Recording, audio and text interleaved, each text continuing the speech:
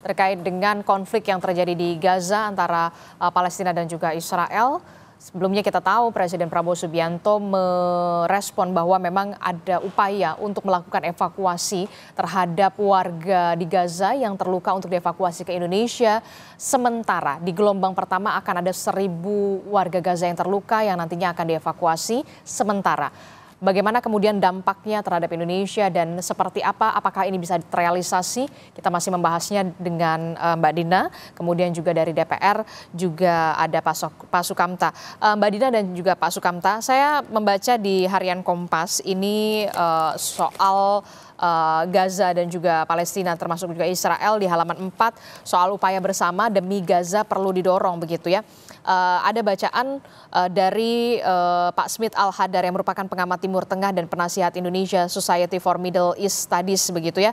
Jika ingin memindahkan warga Palestina untuk sementara waktu, Mesir bisa menjadi jawabannya. Namun Mesir pun tidak percaya jika relokasi benar-benar bersifat sementara.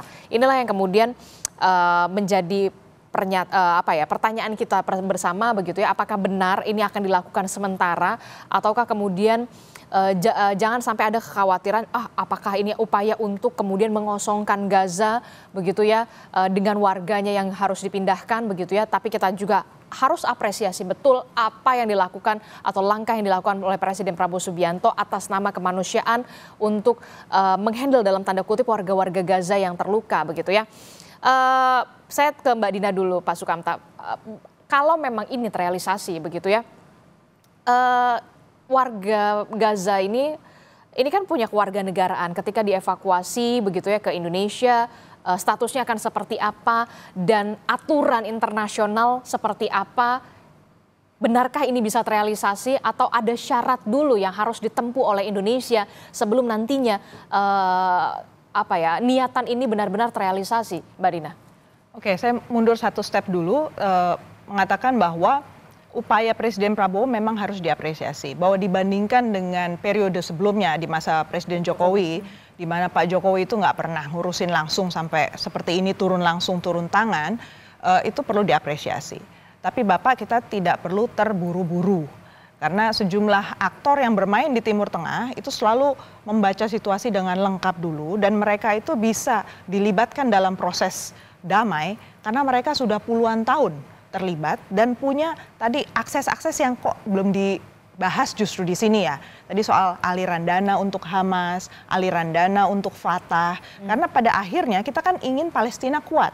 Dan Palestina itu lagi terpecah nih antara Fatah dengan Hamas dan kelompok-kelompok lain. Jadi bukankah sangat baik karena kita sudah sangat dekat dengan Palestina dibandingkan kita dengan Israel, itu dulu yang kita rapikan, kita bereskan karena Palestina lagi rentan ini. Berhadapan dengan pressure dari Amerika Serikat yang sudah mencabut UNRWA, sudah mencabut kantor di New York untuk Palestinian Authority, udah bikin segala macam hal, bikin dia bingung lah si Palestinian Authority. Harusnya kan kita di sana untuk mereka. Dan kalau soal teknisnya, memang kalau kita bawa orang keluar dari negaranya itu statusnya udah displacement ya, udah melepaskan dia dari tempat di mana harusnya dia berada. Dan itu statusnya sudah refugees. Jadi nggak bisa sekedar bukan turis gitu loh untuk turis medical gitu ya, berangkat ke Indonesia lalu sudah beres pulang lagi. Nggak seperti itu statusnya. Karena ini orang-orang yang dipersekusi di negaranya, bahkan tidak punya housing, tidak punya rumah, tidak punya pendidikan, tidak punya pekerjaan di daerahnya masing-masing. Jadi konsultasinya pertama-tama tentu harus dengan UNHCR ya. UNHCR, lembaga untuk penanganan pengungsi. Dan untuk menetapkan seseorang itu statusnya pengungsi, itu harus ada proses seleksi juga oleh si UNHCR itu.